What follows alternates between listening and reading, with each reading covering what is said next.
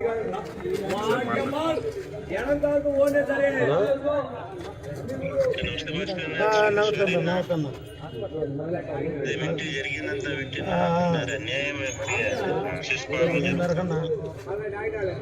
వెనకోటి ముందు ఒకటి పోలయ్యి కారుతో గుద్ది కారం వెళ్ళారు పడగానే గొంతుకాయ కోసారు.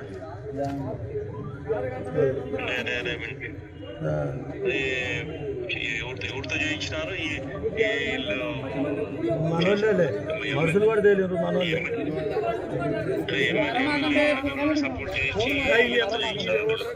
ఎమ్మెల్యే కాదు పడలే, అందరం పడి తిరుగుతుంటారు వాళ్ళు.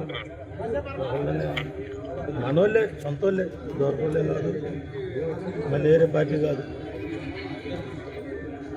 మనోళ్ళే.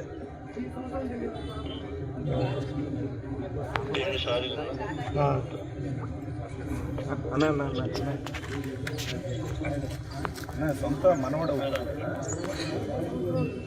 భాస్కర్ వాళ్ళ అన్న మనవడు.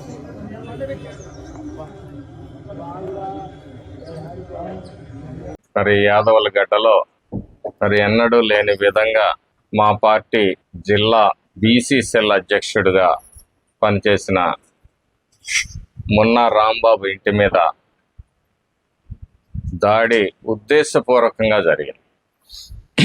గత వారం రోజుల నుంచి రెచ్చగొట్టే వ్యాఖ్యలు, బూతులు, తిట్లతోటి రెచ్చగొడుతున్నప్పటికీ సంయమనం పాటిస్తూ వస్తూ ఉన్నారు. ఈరోజు దాడి చేసే పరిస్థితి. మొన్న తెలంగాణలో ఫంక్షన్కి వెళ్ళినప్పుడు అక్కడ భోంచేస్తున్న రాంబాబు మీద మాటలతో దాడి చేశారు.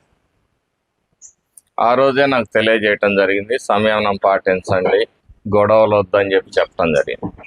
అయినప్పటికీ ఆగలేదు. గతంలో మనం చూసాం ముస్లిం వార్డులో ఏ విధంగా తగాదాలు పెట్టి గొడవలు సృష్టించారో, వచ్చిన జెండా ఇష్యాలను పెట్టి అడ్డం పెట్టి ప్రతి చిన్న విషయాన్ని రాజకీయం చేయటం, గొడవలు సృష్టించడం అనేది వైసీపీ నాయకులకి మరి ఆనవాయితీగా అలవాటుగా మారింది. కులాల మధ్య, మతాల మధ్య, ప్రాంతాల మధ్య చిచ్చుబెట్టి ఈ రాష్ట్రాన్ని రావణ కాష్టం చేయాలి, అబద్ధాలతో, అరాచకాలతోటి, దోపిడీలతోటి, దౌర్జన్యాలతోటి ఈ రాష్ట్ర భవిష్యత్తుని మరి గత 5 సంవత్సరాలుగా వ్యవస్థల్ని అన్నిటినీ విధ్వంసం చేసి సరస్వతి భూముల కేసుల్లో ఒక 150 మంది ఇక్కడి నుంచి రౌడీల్లాగా పోయి అక్కడ అరాచకాలు సృష్టించి 12 సంవత్సరాలుగా కోర్టు చుట్టూ తిరుగుతూ ఉన్నారు. పోలీస్ శాఖ వారు ఈ విషయంలో గట్టిగా స్పందించి తగిన చర్యలు తీసుకోవాలి, తీసుకుంటారని ఆశిస్తున్నాను. లేనప్పుడు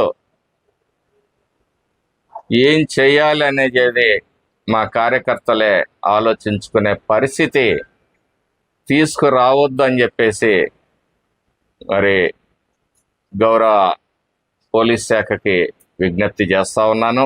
ఇప్పటిదాకా తెలుగుదేశం పార్టీ ఒక పద్ధతి ప్రకారం నడుస్తుంది.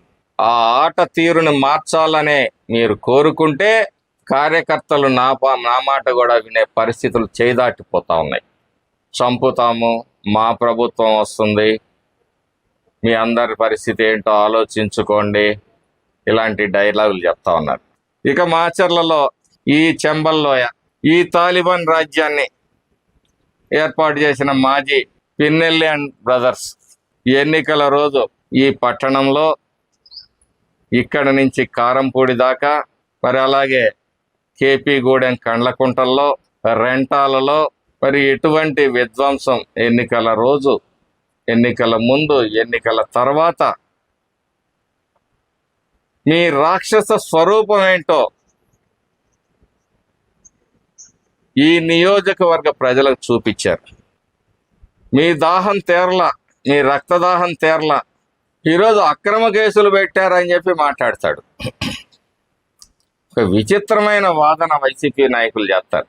ప్రతి కేసులో నీ డబుల్ మర్డర్ కేసు కూడా నువ్వు సుప్రీంకోర్టుకి వెళ్తే పెద్ద పెద్ద కోట్లు పోసి నువ్వు లాయర్లను పెట్టుకుంటే అత్యున్నత న్యాయస్థానం ఈ దేశంలో నీ ఆధారాలు ఉన్నాయి, నువ్వు పోయి సరెండర్ అవ్వమని చెప్పేసి ఆర్డర్ ఇచ్చింది. ఈవీఎం ధ్వంసం చేసిన కేసు సాక్షాత్తు మరి విజువల్స్తో సహా నువ్వు బయటపడితే నీ మీద కేసు పెట్టారు.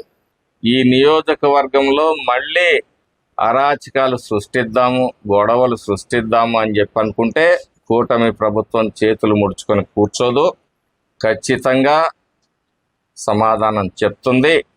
మొన్న పసర్లపాడులో నేను వెళ్తే బీరు బాటిల్ వేశారు. ఆ రోజు నేను చెప్పా, నా మీదే కదా వేసింది, నేను చూసుకుంటా, మీరు ప్రశాంతంగా ఉంది, మీరు గొడవలు పడద్దు.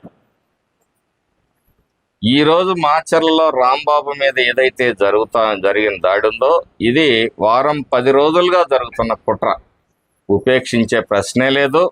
చట్టం ఏ పరిధిలో వాళ్ళకి పనిష్మెంట్ ఇవ్వాలో, బుద్ధి చెప్పాలో చెప్తుంది.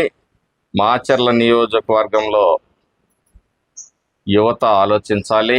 మీ అందరూ కూడా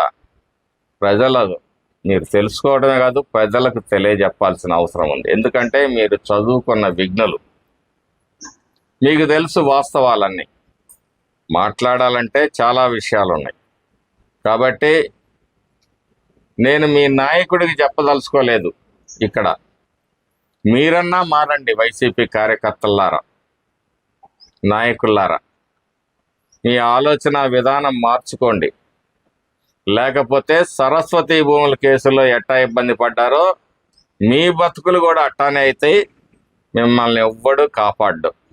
ఎవరి అవసరాలకి ఆయన రెచ్చగొట్టొచ్చేమో, కానీ మీ విఘ్నతతో మీరు బ్రతకగలిగితే మీరు ప్రశాంతంగా ఉంటారు.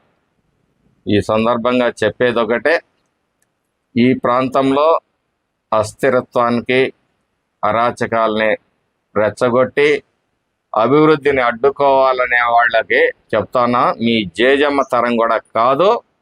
ఈ ప్రాంతాన్ని అభివృద్ధి చేస్తాం. ఈ అభివృద్ధిని అడ్డుకోవడానికి ప్రయత్నం చేసే ఏ శక్తినైనా ఉక్కు పాదంతో అణిచి పెడతామని కూడా ఈ సందర్భంగా. ఇక్కడ ఒక టెక్స్టైల్ పార్క్ నిర్మాణం కోసం, టూరిజం డెవలప్మెంట్ కోసం, వరికపూడిసెల ప్రాజెక్టు కోసం, జలజీవన్ కోసం, అమృత్ కోసం 2 సంవత్సరాల కాలంలో మరి ఇన్ని కార్యక్రమాలు జరుగుతూ ఉంటే 4 సార్లు శాసనసభ్యుడిగా నువ్వు పోటీ చేసి ఛాలెంజ్లు చేసి ఓడిపోతే రాజకీయ సన్యాసం చేస్తానని చెప్పేసి ప్రగల్భాలు పలికిన నువ్వు వాటికి సమాధానం చెప్పవు. బురద జల్లే కార్యక్రమాలు మాత్రం చేయటంలో నువ్వు ఘనుడివి. ఎందుకంటే అబద్ధాన్ని నువ్వు ఎంత చక్కగా చెప్తావంటే, తోటా చంద్రయ్య చంపిన వ్యక్తి మా పార్టీ వ్యక్తి కాదని చెప్పేసి బుకాయిస్తావు. మీ సాక్షాత్తు మీ పార్టీ ఎంపీపీ చంద్రయ్య గుండెల మీద పీక కోస్తావంటే మా పార్టీకి సంబంధం లేదని మాట్లాడతావు. అలాంటి నీచంగా అబద్ధాలు మాట్లాడగలిగిన వ్యక్తివి నువ్వు. ఒకటే చెప్తున్నా, లెక్కలు మారకుండా చూసుకోండి. లెక్క మారితే ఇబ్బంది పడతారు. వైసీపీ కార్యకర్తలకు కూడా చెప్తున్నాను, నాయకులకు కూడా చెప్తా ఉన్నాను. Thank you.